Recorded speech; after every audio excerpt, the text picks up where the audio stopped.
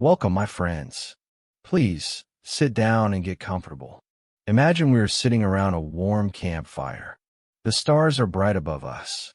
Tonight, I want to tell you a story about something very simple.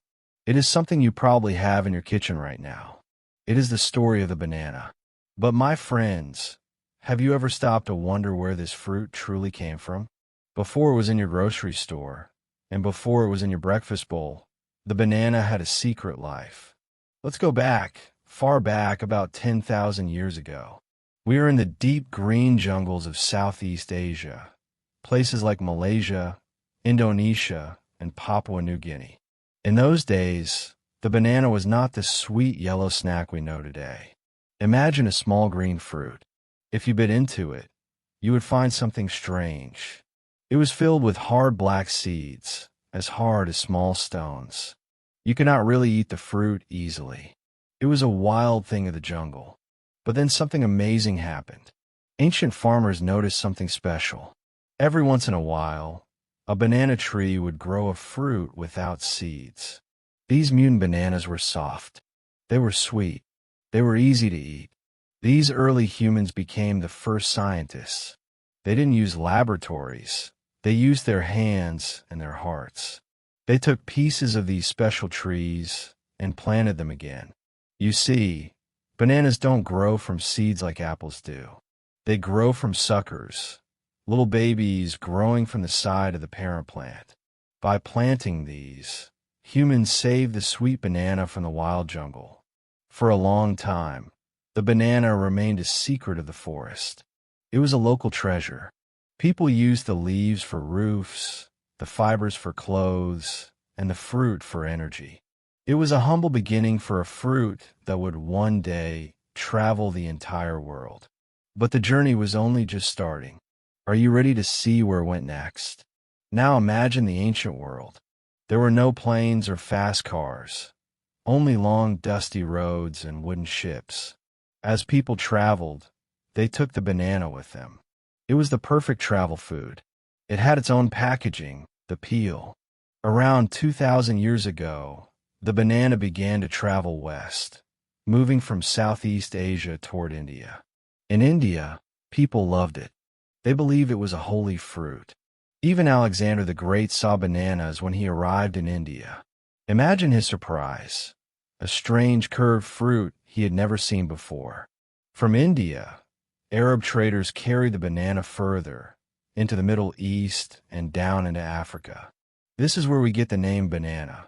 Some say it comes from the Arabic word banan, meaning finger. If you look at a bunch of bananas, they really do look like a hand with many fingers. In Africa, the banana found a new home. The climate was hot and wet, just like the jungle. It grew so well that it became a staple food, something people ate every day to survive. For hundreds of years, the banana traveled quietly from village to village.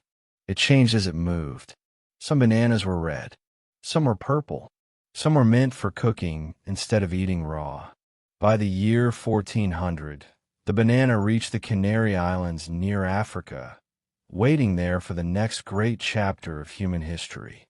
And that chapter came in 1492, the Age of Exploration.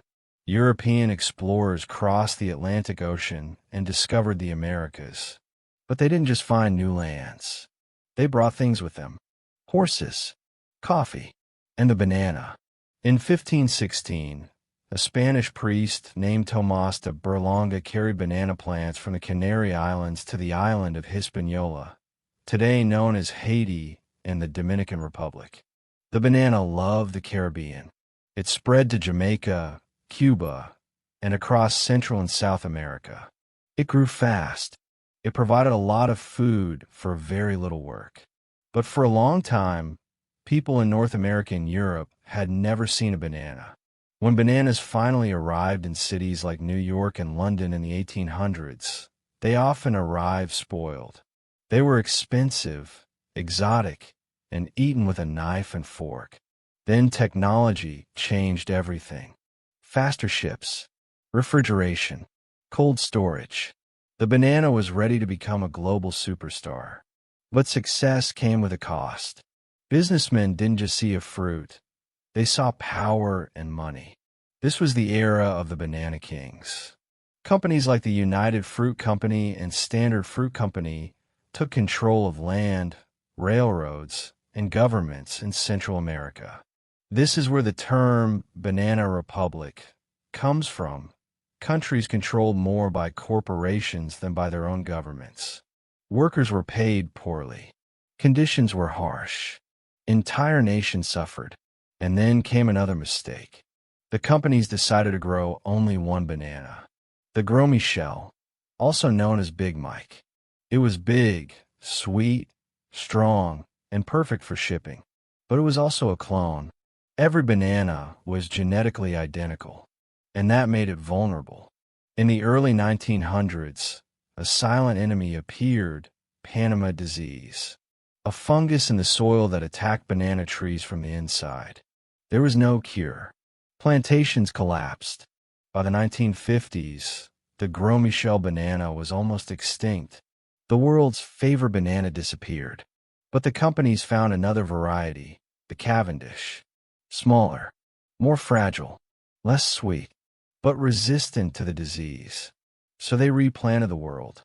By the 1960s, the Cavendish became the banana we know today. Every yellow banana in the store is a Cavendish. But history may be repeating itself. A new version of Panama disease, called TR4, is spreading across the world, and the Cavendish has no defense. Once again, monoculture puts the banana at risk. Add climate change, chemical use, and unfair labor conditions, and the future becomes uncertain. But there is hope. Science is searching for stronger bananas. Farmers are rediscovering forgotten varieties. Consumers are learning to value diversity and fair trade. The future of the banana depends on choice, science, and respect for the earth. So next time you peel a banana, pause for a moment. Look at its yellow skin. Think about its journey. Think about the people behind it. Because the banana is not just a snack. It is a mirror of human history, our curiosity, our mistakes, and our resilience. There is history in every bite. Thank you for listening to the story of the banana.